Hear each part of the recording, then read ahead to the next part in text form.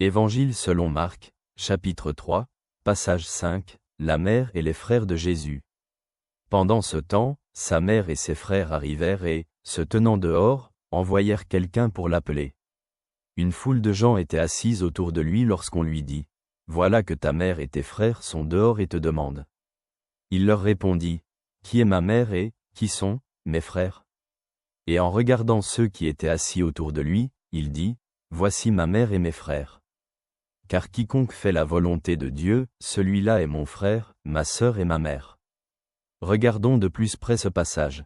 Cet extrait de l'Évangile montre comment Jésus redéfinit la notion de famille. Lorsque sa mère et ses frères viennent pour le voir, Jésus souligne que sa véritable famille est composée de ceux qui font la volonté de Dieu. Cet enseignement offre un profond rappel des liens spirituels qui sont plus forts que ceux basés sur les liens de sang.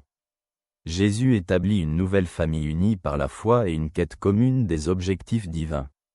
Jésus dit, « Voici ma mère et mes frères », désignant ceux qui sont assis autour de lui et écoutent son enseignement. Ceux qui accomplissent la volonté de Dieu, il les considère comme ses proches. Cela montre que les liens spirituels que nous construisons dans l'Église sont pour Jésus aussi importants, voire plus, que ceux déterminés par la parenté biologique. Comment pouvons-nous appliquer ces paroles à notre époque? Ce passage incite à réfléchir sur la façon dont nous traitons les autres membres de notre communauté. Les considérons-nous comme une famille avec qui nous partageons la foi commune et un souci de réaliser les plans de Dieu? Jésus nous appelle à construire des relations qui ne se fondent pas seulement sur le sang, mais sur l'amour, la foi et la mission commune à laquelle nous sommes tous appelés.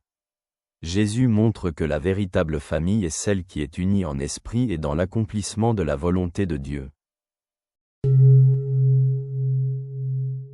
Que cela t'apporte la paix, ton ami te salue.